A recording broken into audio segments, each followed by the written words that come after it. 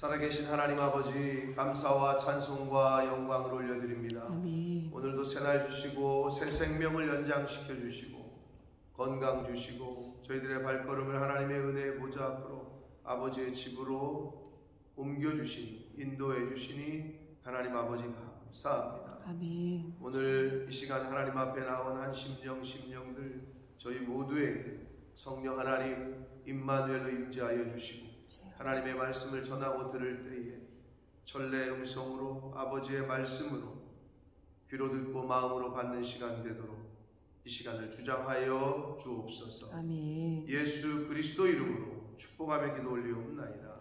아멘. 아멘. 자, 이제 마지막 장 5장에 와 있습니다.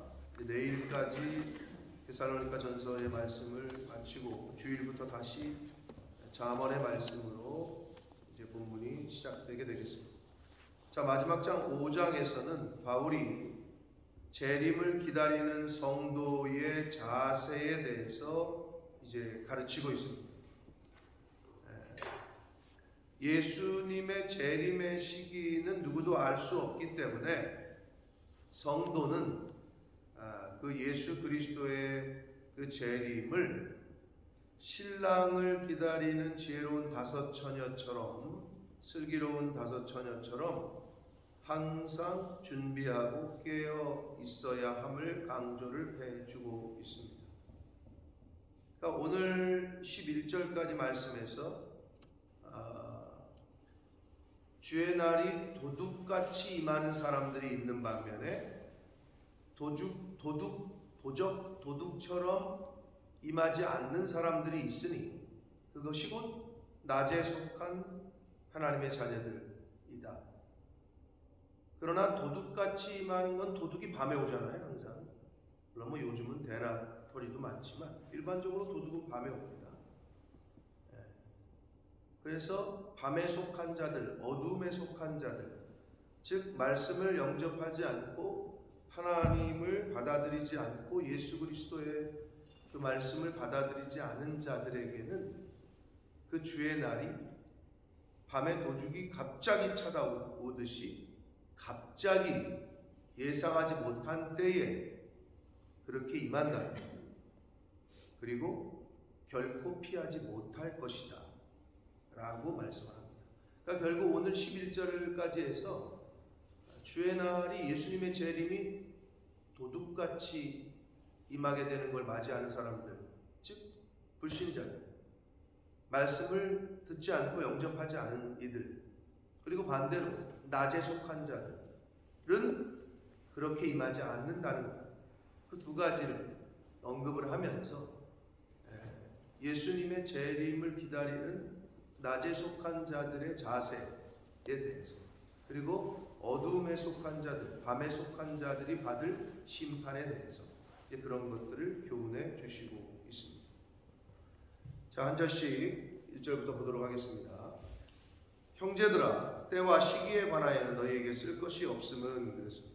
때와 시기라고 번역을 여기서 한국 성경이 했는데 원래 그 헬라어 성경에서는 이 헬라어에는 시간을 가리키는 말이 두 가지가 있습니다. 하나는 크로노스, 하나는 카이로스. 크로노스가 여기서 앞에 때라고 번역한 말을 크로노스라고 번역을 했고, 카이로스가 시기라고 번역을 했어요. 둘 다 시간을 가리키는데 크로노스는 우리가 일반 사람들의 인간 세상에서 쓰는 시간을 말해요. 카이로스의 시간은 하나님이 신이 정하신 때, 하나님이 정하는 시간을 말해요. 그 두 가지를 다 쓰고 있어요, 여기서. 그래서 우리 인간들이 생각하는 시간, 하나님이 정하신 시간, 그거에 관해서는 너희에게 쓸 것이 없다. 왜냐하면 주의 날이 밤에 도둑같이 이를 줄을 너희 자신이 알기 때문이다. 이렇게 되어 있는데 크로노스와 카이로스를 복수 형태로 쓰고 있어요, 여기서 원문에서. 그럼 왜 복수일까? 이것은 예수 그리스도의 이 재림, 그리고 종말의 때에 일어나는 그 사건들이 복수라는 의미는 물론 예수 그리스도가 갑자기 임하시지만 그 때에 일어날 그 시기에 일어날 일들이 다양한 사건들이 예수 그리스도의 재림 이전에 일어난다는 것을 언급하고 있는 거예요. 그래서 복수 형태를 쓰고 있어요. 그게 무슨 말이냐면 마태복음 24장, 마가복음 13장을 복음서에서 종말장이라고 불러요. 물론 요한계시록 이 종말의 때, 마지막 때를 언급하는 내용이 주로 나오지만 마태복음 24장, 마가복음 13장에서 이제 그 예수님이 가르쳐 주신 마지막 때에 일어날 사건들에 대해서 언급을 하고 있거든요. 여러 가지 사건이 있어요. 이러한 일들이 일어나면은 때가 가까운 줄 알아라. 이렇게 가르쳐 주셨어요. 그러니까 그러한 여러 가지 다양한 사건들이 일어날 거라는 거죠. 마지막 때. 그러면 우리는 하나님의 말씀을 받고 듣는, 읽는 사람으로서 어떻게 그런 사건들, 예수님이 가르쳐 주신, 성경에 가르쳐 주신 말씀들이, 사건들이 일어나는 걸 보면 어떻게? 아, 이제 때가 가까웠구나.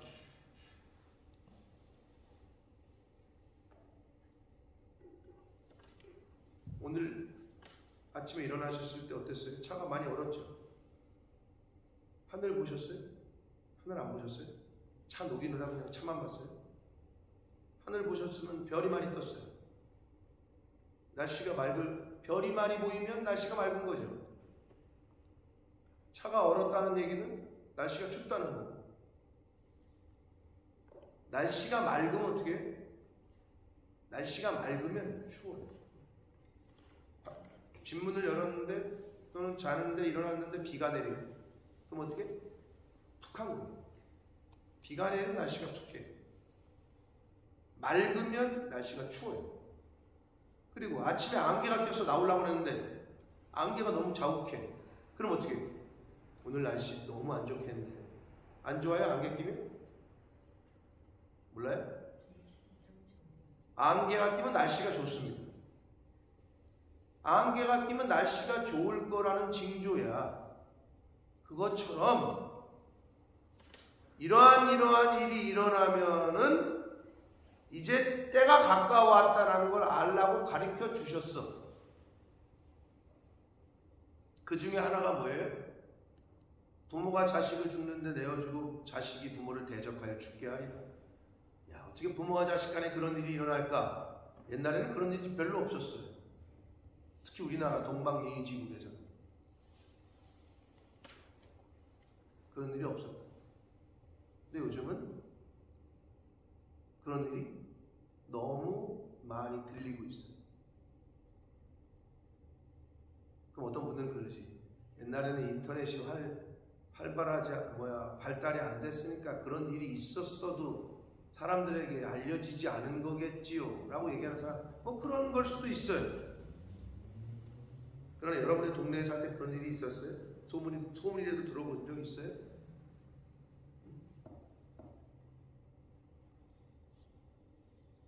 손주뻘 되는 애들이 할아버지뻘 되는 사람들을 싸대기를 때리고 막 두들겨 패고 그런 소리 들어봤어요? 요즘은 뭐 대놓고 지하철에서 뭐 한 소리 하면은 막 두들겨 팬다고, 할아버지를, 노인들을. 그러니까 아무 말을 못하고 가만히 있는 거야.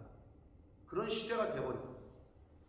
그리고 또 성경에 뭐라고 얘기합니까? 나라가 나라를 대적하여 전쟁이 일어난다. 기근, 전쟁과 기근, 뭐 이런 것들을 언급을 해. 요새 이상기후 아닙니까? 사막에 눈이 내리고, 네? 캘리포니아 지역에 눈이 내리고,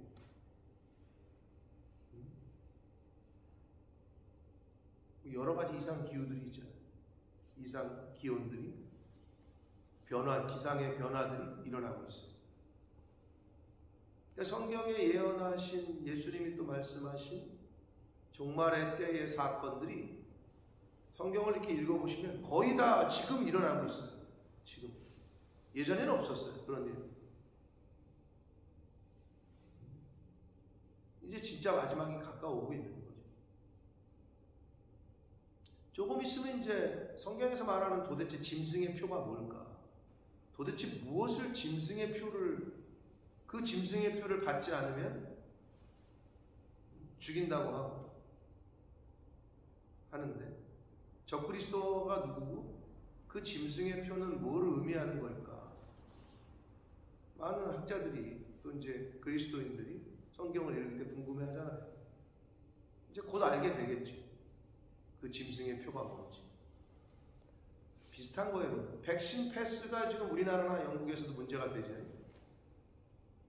영국은 뭐 비행기 타는 거 정도에만 제한을 두고 있는데 백신을 안 맞으면 비행기 못 타잖아요. 또는 뭐 이 검사 안 하면 못 타고 그렇죠. 근데 우리나라는 지금 학교, 병원, 식당도 못 가게 하겠다. 그게 백신 패스야. 백신을 안 맞은 사람은 학원도 못 가, 학교도 못 가, 밥도 못 먹어. 이러니까 한국에서 지금 막 소송 걸고 난리가 났어요. 자유를 침해하는 거예요. 근데 또 어떤 나라에서는 백신을 안 맞은 사람에게는 세금을 더 부과하겠다. 왜? 공공의 다른 사람들에게 피해를 주기 때문에 백신 안 맞는 거 좋다 이거야. 그럼 안 맞는 거 네 자유인데 나라에서는 세금을 더 때리겠다. 백신을 안 맞은 사람에게는. 뭐 나름대로의 주장들이 다 뭐 일리는 있는 것 같아요. 자, 여러분, 그것처럼 백신 패스처럼 뭔가 이걸 안 하면 이제 패스가 안 돼. 그런 뭔가가 생길 거라는 거죠. 이제 그런 게 도대체 성경에서 말하는 짐승의 표가 뭘까?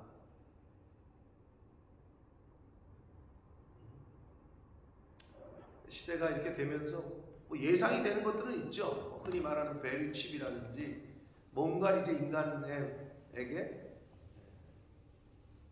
맞게 하든지 심게 하든지 뭐 이런 것들일 거다라고 추측을 한단 말이에요.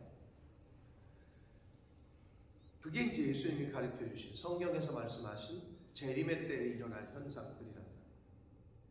그래서 우리는 알아, 성경을 통해서. 그러면 이게 때와 시기를 분별하면서 시대를 보면서 준비하라는 거지.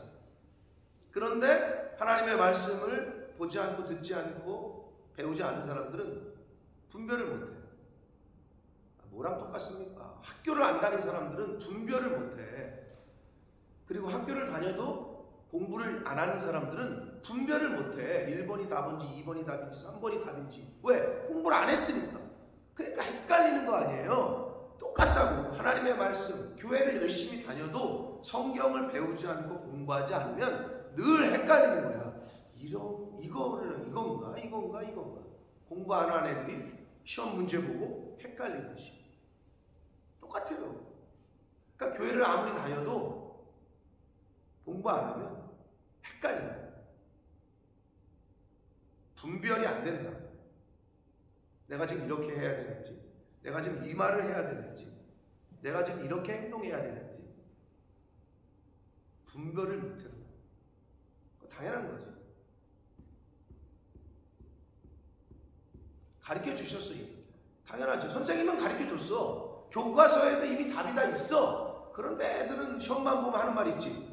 선생님 이거 안 배운 문제 같은데요? 맨날 손 들고. 이거 우리 안 배운 것 같은데요? 뭘 안 배워, 안 배우긴. 선생님이 가르쳐주고 교과서에도 나와 있는데 자기가 공부 안 하면 그런 생각이 드는 거지. 똑같습니다. 때와 시기에 관해서는 왜 말할 것이 없다라고 말하냐면 주의 날이 밤에 도둑같이 이룰 줄 너희 자신이 자세히 알기 때문이다. 어떻게 알아요? 그들이? 바울이 가르쳐줬고 그들이 배웠기 때문에 야 더 이상 말할 필요 없지. 너희들 다 알고 있지 않아? 라고 말하는 거예요. 바울이. 도둑같이 임할 거야. 예수님도 그렇게 말씀하셨어요. 마태복음 24장 14절에 보면 예수님께서 이렇게 말씀합니다. 너희가 예비하고 있어라. 생각지 않은 때에 인자가 올 것이다. 그러니까 대비하고 준비하고 있으라는 거죠. 생각지 않은 때에 인자가 올 거다. 도둑같이 임할 거다. 이미 가르쳐 주셨단 말이에요. 그러니까 바울이 가르쳤어, 데살로니가 교인들에게. 그러니까 너희들이 도둑같이 예수님의 재림이 임할 거라는 걸 알고 있지 않느냐 이 말이에요.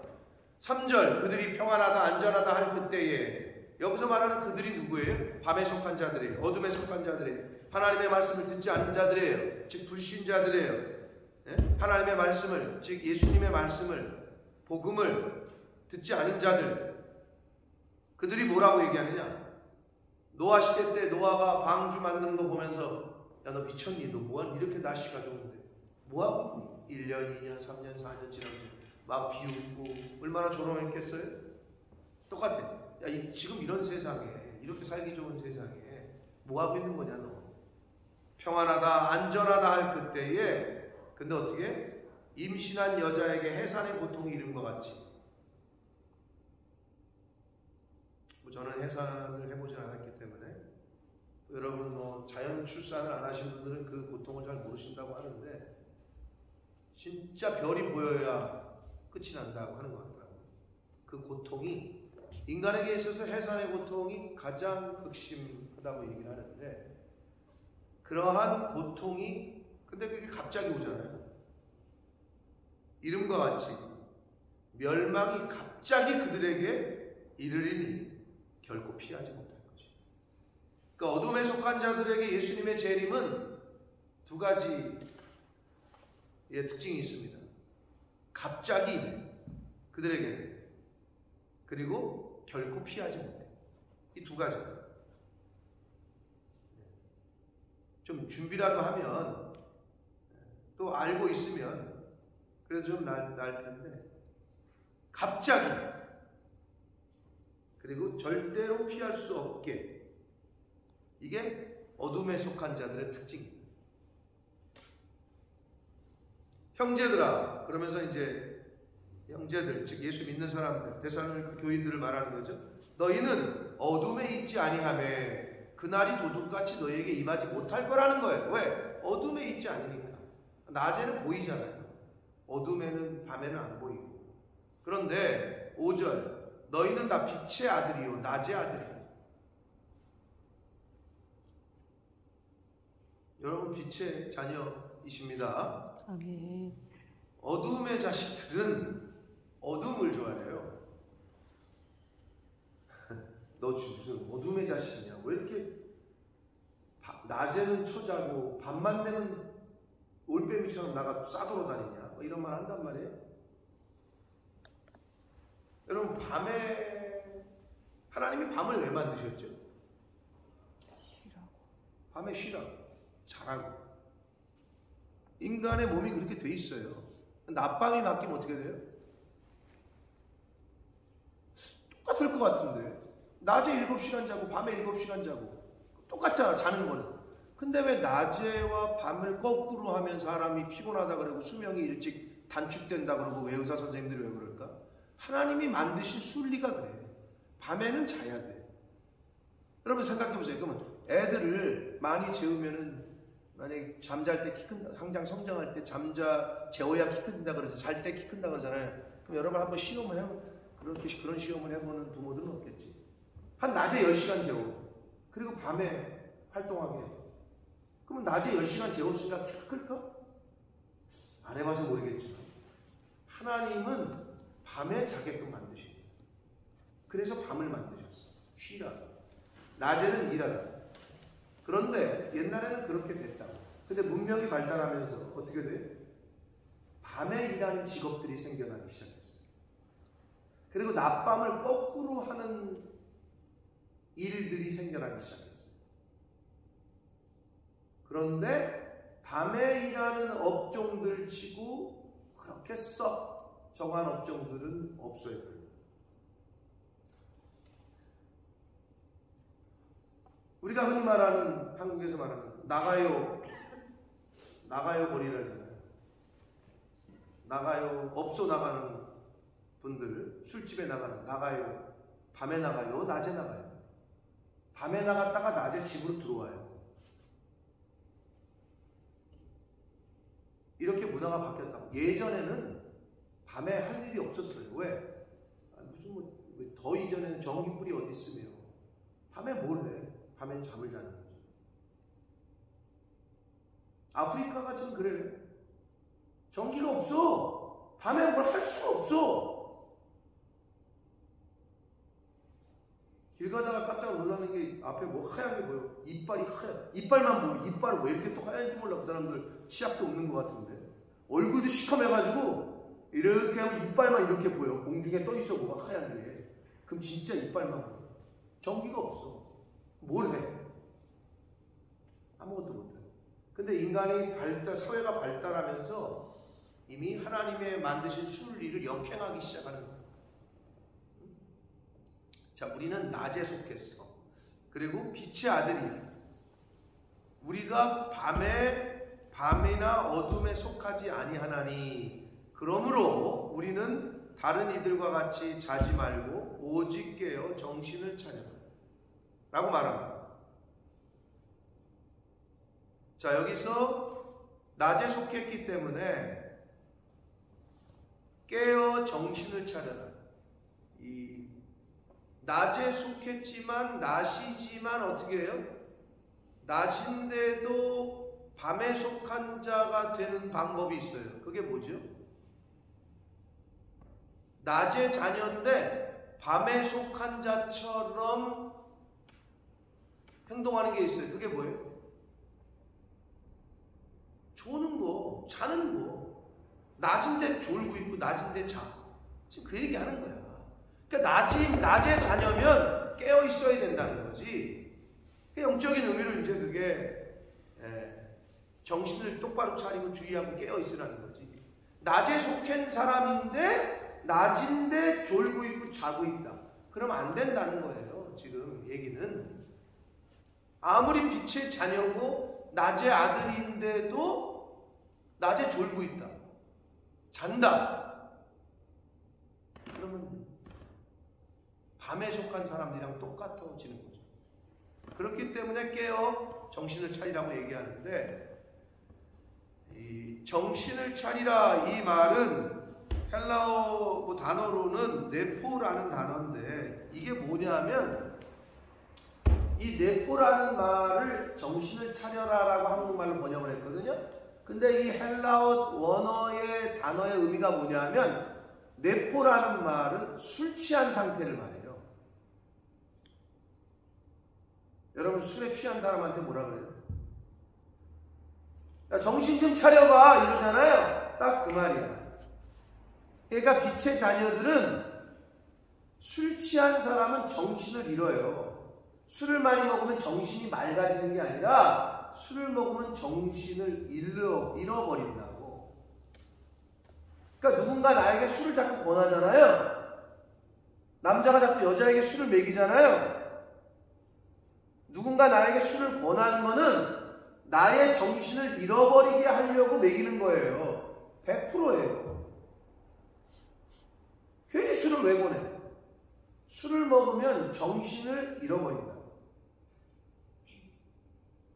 이 네포라는 말이 술에 취하지 않은 상태를 말하는 거란 말이에요.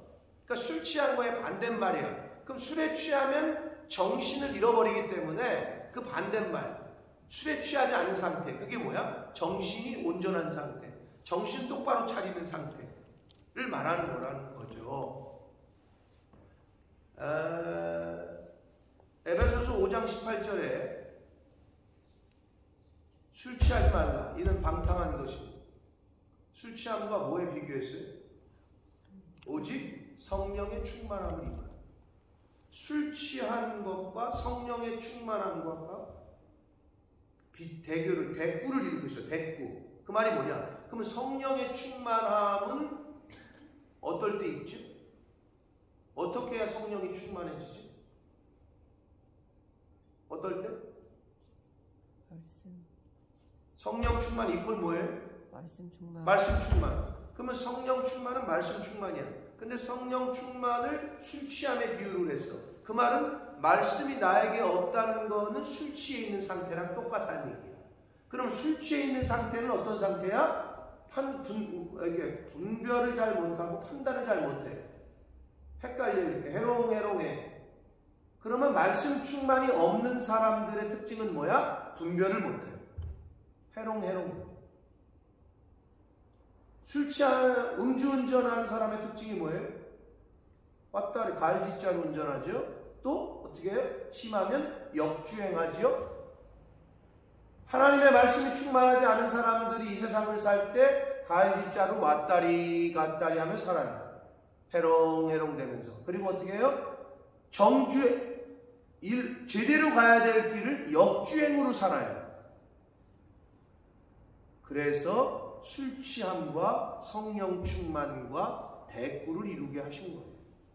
하나님의 말씀이 없는 사람들의 인생은 왔다 갔다, 이리 흔들렸다 저리 흔들렸다, 이쪽으로 갔다가 저쪽으로 갔다가, 또는 바르게 살아야 될 길이 이 길인데 역주행을 해, 거꾸로. 그게 술 취한 사람들의 특징이야. 그게 하나님의 말씀이 없는 사람들의 특징이야.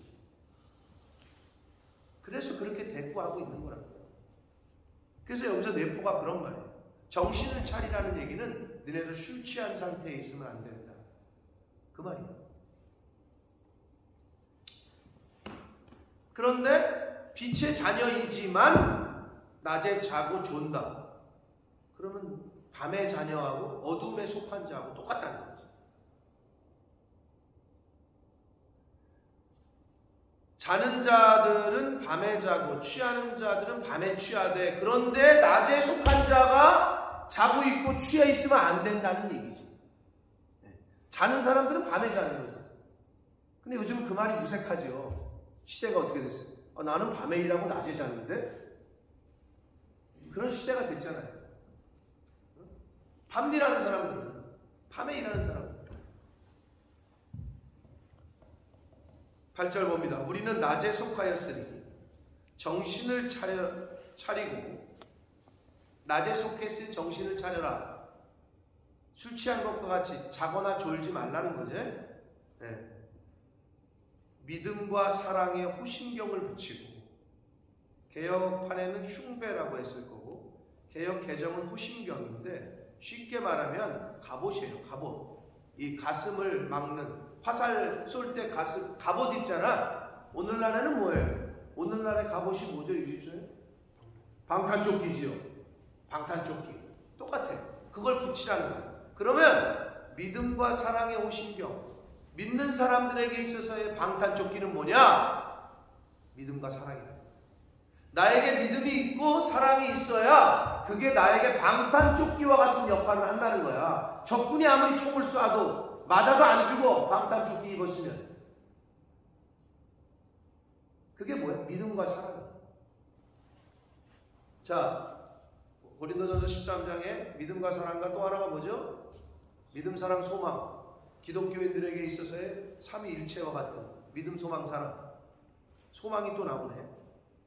믿음과 사랑의 호심경, 흉배, 방탄조끼를 붙이고, 구원의 소망.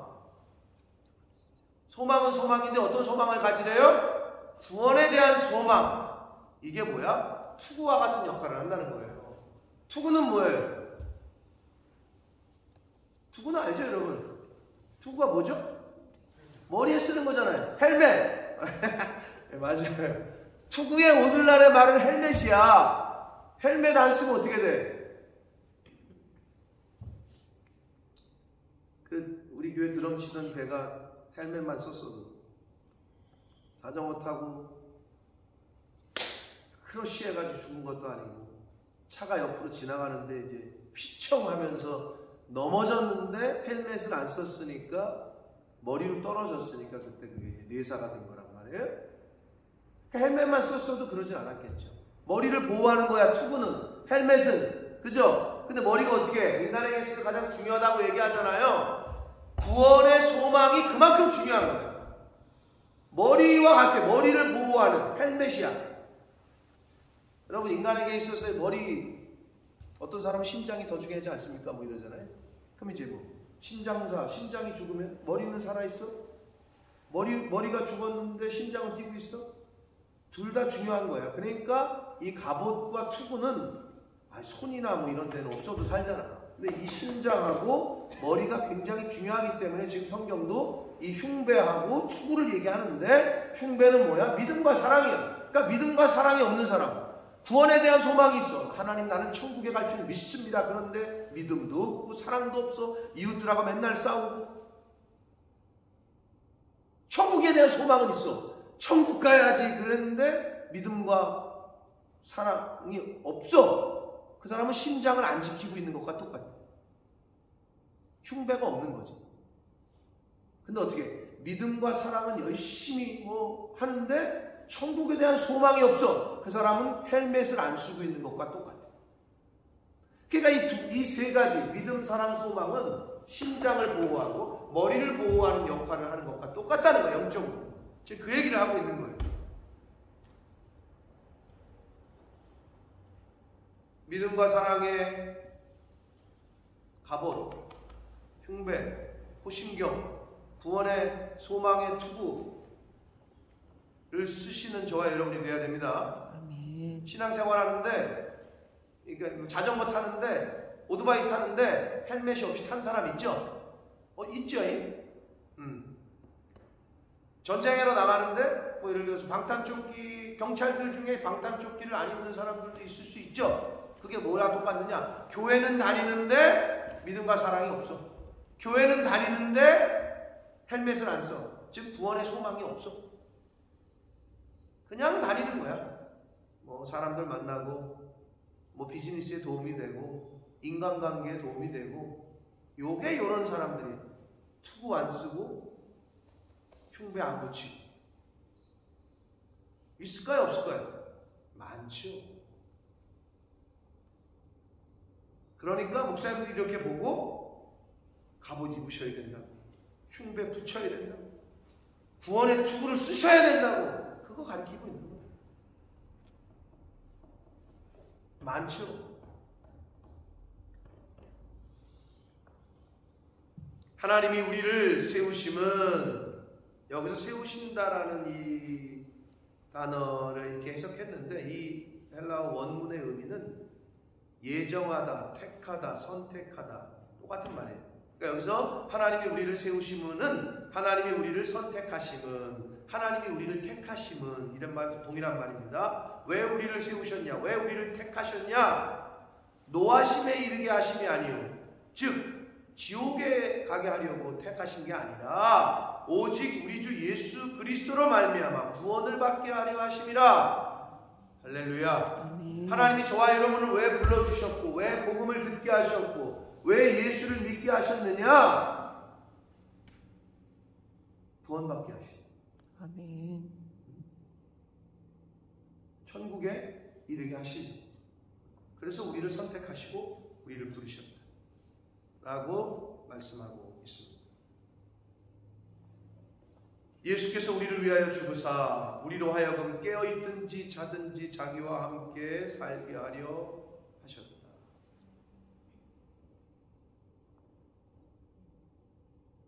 그러면 여러분 여기서 또 읽으시면서 아니 예수께서 우리를 위해 죽으셨는데 우리를 위하여 깨어있든지 자든지 자기와 함께 살게 하려 하셨다. 자고 있어도 괜찮은 거네. 또 이렇게 해석하시는 분들이 있을 수 있어요. 그렇게 읽으시는 분들은 없죠. 그럼 이게 무슨 의미일까요? 깨어있든지 자든지. 졸고 있어도 되나 보네 라고 읽으시는 분들은 없죠. 그럼 이게 무슨 말일까요? 무슨 말이에요?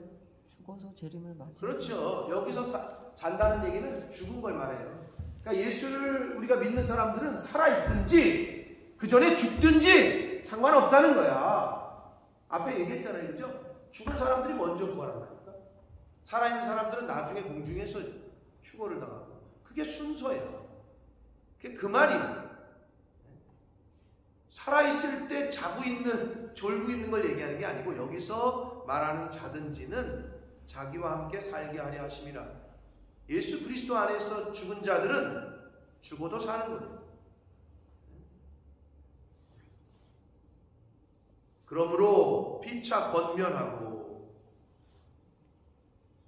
여기서 말하는 권면은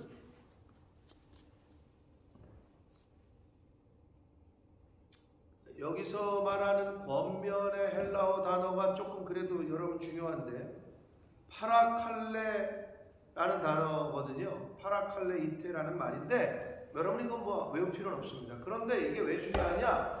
권면이라는 말 해석한 이 말이 우리 뭐 김현숙 권사님 너무 잘하실 것 같은데 119래. 여기 뭐지? 99에 전화하면은 누가 오잖아요. 독터가 와요? 네, 파라메디라는 사람, 그 파라메디라고 부른다 그러더라고. 맞아요? 메디는 뭐 메디칼 할 때 메디겠죠, 그죠? 파라가 뭘까요? 그게 여기서 온 말이에요. 그러니까 영어 중에 헬라어에서 온 말이 많다고. 파라, 그 말 파라가 뭘까? 그게 뭔데 파라메디라고 부를까, 그 사람들은? 모르시죠? 의사 밑에 있는 사람인가? 뭐 이런 사람, 어시스턴트인가? 뭐 이러잖아요. 원래 뜻의 의미는 뭐냐면 곁에 있는 사람, 내 주위에 있는 사람, 그런 의미야. 파라가 곁에, 이런 뜻이다. 그러니까 환자 곁에 있는 사람. 응? 참 좋은 말이죠. 그래서 파라메디라고 부르는 거예요. 그러니까 환자가 아플 때 내 옆에 있는 사람, 그러니까 부르는 거지, 그 사람을. 그게 파라메디야. 파라메디가 의사예요? 간호사예요? 의사도 간호사도 아니에요? 그러면 우리나라로 말하면 응급구조사 뭐 이런 건가? 응급구조사?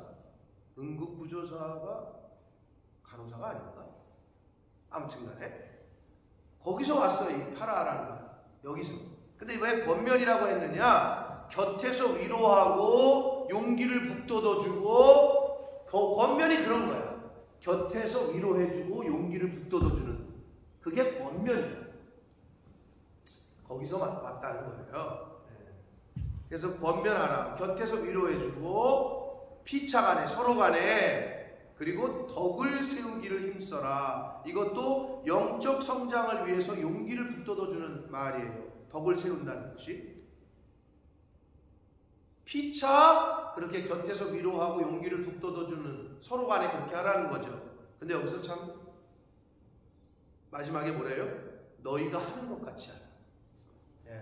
앞에서도 우리 그 바울 사도가 데살로니가 교인들을 형제 사랑하는 거 너무 칭찬했잖아요. 온 마게도냐 지방에 너희들이 그렇게 소문이 났다. 너희들의 그 형제 사랑에 대해서는 더 이상 말할 게 없다. 이럴 정도로 칭찬했는데 여기서도 뭐래요? 마지막에 너희가 지금 하고 있는 것처럼 이라는 말이잖아요.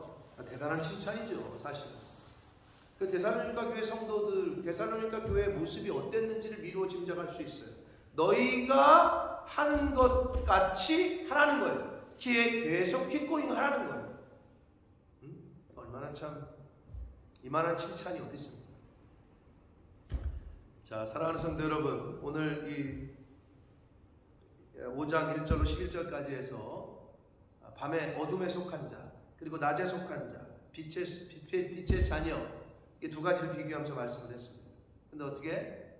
어둠에 속한 사람들은 당연히 언제 올지, 예수님의 재림이 언제 임할지 모르고, 그리고 결코 피하지 못하는 그런 특징이 있고, 낮에 속한 사람들은 이미 알고 있고 배워서 징조를 보고 예비하고 준비하고 깨어있으라는 그런 의미인데, 낮에 속한 사람들도 정신 똑바로 차리지 않고 졸거나 자면 영적으로 그게 뭐예요? 준비 안 하고 하나님 말씀대로 시대를 분별하지 못하고 하나님 말씀을 배우지 않고 알지 못해서, 그럼 어떻게 돼? 술 취한 것과 똑같다. 즉 정신을 못 차려, 분별을 못 해, 판단을 못 내. 그럴 수 있으니 깨어서 정신 똑바로 차려라 라고 지금 말씀을 해주시고 있습니다. 아예 세상에 있는 사람들은 그렇다고 쳐. 근데 교회도 다니고 있는데 술 취한 자와 같은 생활을 한다. 이거 얼마나 안타깝습니다. 차라리 안 다니는 사람들은 뭐 말할 것도 없지만 교회를 다녀. 그런데 왔다 갔다 술 취한 사람처럼 역주행을 하는 삶을 살고, 이리 갔다 저리 갔다 갈팡질팡을 하고, 이거 얼마나 안타깝습니까? 정신 똑바로 차려가지고 음주운전이 아니라 맑은 정신에도 똑바로 운전을 해야 되는데, 정주행을 해야 되는데 그렇게 못하는 삶을 산다면 이 얼마나 안타깝으며 마지막 때를 예비하고 준비하지 못한다면 이 또한 얼마나 안타까운 인생이 되겠습니까? 그러므로 예수님이 가르쳐 주신 대로 그때와 징조는 이러하니 성경에 이미 다 가르쳐 주셨단 말이에요. 근데 지금 사실 지금이 말세의 끝, 말세 지말이라는 표현을 쓰지 않습니까? 말세에서도 끝이다, 이런 표현을 쓴다. 우리는 우리로서 하나님이 가르쳐 주신 대로 우리의 삶을, 그리스도인으로서의 삶, 그게 뭐예요? 믿음과 사랑, 소망, 이 세 가지 항상 있어야 된다고 그러시잖아요. 자, 믿음과 사랑의 갑옷, 방탄조끼 입으셔야 되고, 구원의 소망의 투구를 써야 돼요. 방탄조끼 잘 입으셨는지, 헬멧 잘 쓰고 있는지 늘 점검하시는 저와 여러분 되시길 축복합니다. 아멘. 그리고 애들이 학교 갈 때 옷 잘 입히고 옷 여며주잖아요. 그것처럼 아이들에게 방탄조끼를 입히고 헬멧을 씌우고 영적으로, 그게 바로 믿음과 사랑, 소망의 그 진리를 가르쳐주는 거예요. 방탄조끼 안 입히고 헬멧 안 쓰고 내보내면 무슨 일이 벌어질지. 그리고 전쟁에서 전쟁 나면 죽는 거예요.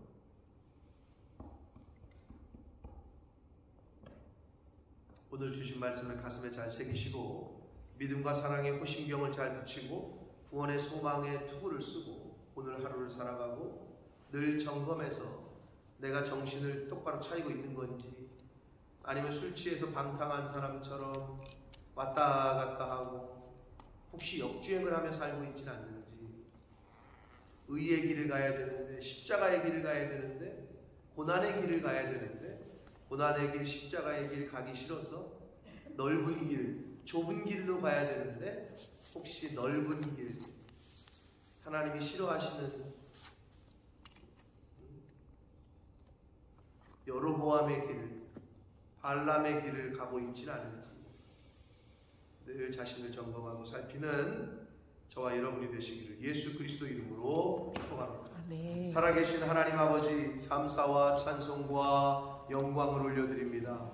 오늘도 저희들에게 생명을 연장시켜 주시고 새날을 허락하시고 하루를 시작함에 하나님의 말씀을 전하고 들음으로 시작하게 해주시니 감사합니다. 아멘. 아버지 하나님, 믿음과 사랑의 호심경, 흉배를 저희가 붙이고 있는지, 구원의 소망의 투구를 쓰고 있는지, 아니면 헬멧 없이 오토바이를 타는 것과 같이, 또 술 취해서 운전하는 것과 같이 아버지 그렇게 인생을 살고 있지는 않은지 점검하게 하시고 살피게 하셔서 이 시대를 살아갈 때 믿음과 소망과 사랑에 하나님이 꼭 너희들에게 항상 있어야 될 것이라고 가르쳐 주신 믿음과 사랑과 소망, 이 세 가지를 우리의 삶 가운데 늘 함께 할 수 있도록 하나님 은혜 주시고 늘 나 자신을 살펴서 믿음과 사랑의 호심경을, 갑옷을 잘 입고 구원의 소망의 투구를, 헬멧을 잘 쓰고 있는지를, 그리고 우리 자녀들에게 흉배를 잘, 호심경을 잘 입혀주고 구원의 소망의 투구를 잘 씌워주는 그러한 영적인 부모들 될 수 있도록 주여 은혜 내려 주옵소서. 아멘. 예수 그리스도 이름으로 축복하며 기도 올리옵나이다. 아멘.